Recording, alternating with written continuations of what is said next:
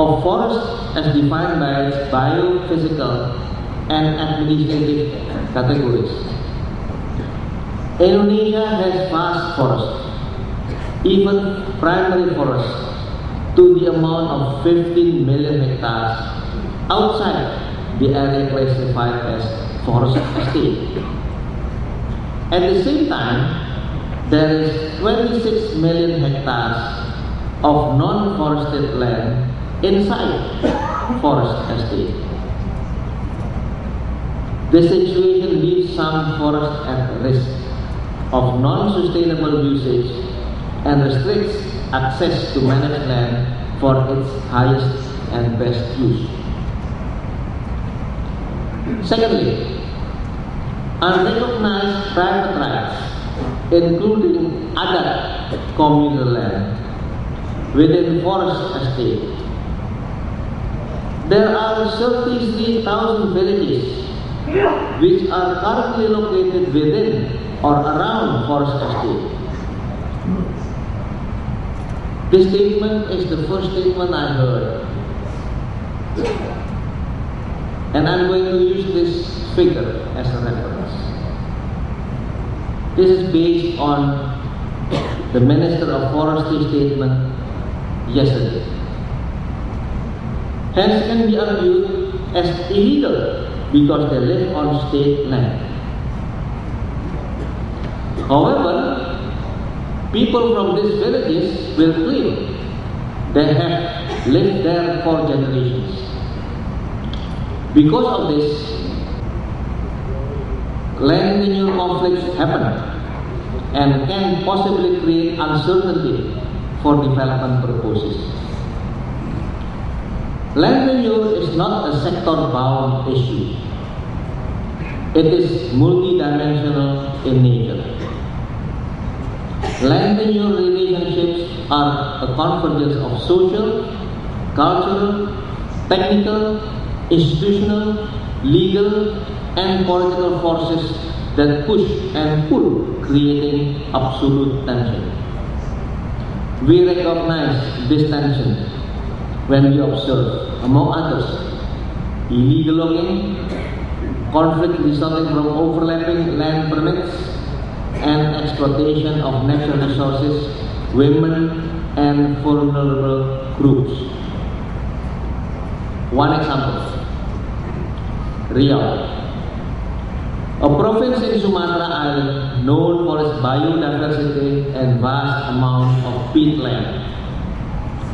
The Pangian community and an oil palm plantation group have had a conflict over a 583 hectare area since 1999, and mediation is still in progress until now. Further, a pulp and paper producer has been in conflict over 1,627 hectare land with Lubuk Jering village.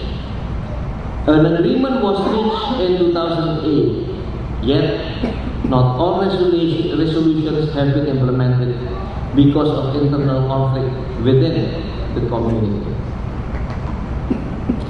Another example is the conflict between 70 villages and at least 6 companies in Kampar Peninsula only. Conflicts can arise due to different development agenda on national, provincial, and district level. Since establishment of Riau Forest Estate in 1986, there have been at least 65 function changes and reallocations. But provincial government still uses the original 1986 map as a reference. One last case in point is in Central Kalimantan, a province that has been selected by President Yudhoyono as the pilot of RED Plus implementation. There are overlaps of licenses within forest estate in Central Kalimantan. 4 million hectares of forest estate, or 25% of the province, has overlapping land use certificates that are in process or have been issued. Some 3.1 million hectares of forest estate has overlapping regional government permits, with 560,000 hectares also have licenses from Ministry of Forestry on top of its regional permits. Dear friends, I believe this is not the first time you are hearing about this conflict. This is not the work of one person or a single institution or something that took place overnight. Rather, this is the result of an accumulation of decisions, regulations, and paradigms that our forefathers considered relevant in the past. Having said that, we have reached a junction in our journey where it is not too late to change course or rectify past mistakes. We cannot let fear of making another mistake prevent us from taking bold steps forward. This is our chance to untangle our convoluted past and make a lasting difference. Given the momentous task at hand, I will concede that it will not be easy. Still, we have to start somewhere. Ends now in Lombok. President Yudhoyono has recently issued an instruction to suspend issuance of new forest and peatland licenses for 2 years, widely known as the moratorium. As mandated by this presidential instruction, actions must be taken in the framework of improvement of forest and peatland governance. Ladies and gentlemen, there are two immediate actions that we must carry out. I recommend this very strong. First, to create one map. This one map will be the one and only map used by all ministries and government institutions as the basis for decision making. This integrated map should have robust definition and apply latest methods and techniques to identify the position and size of our forest wall to wall across Indonesia.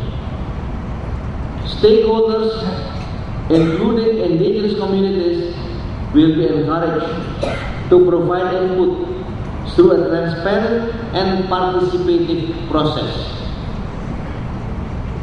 Second, we must accelerate the enactment of forest estate in Indonesia in bahasa.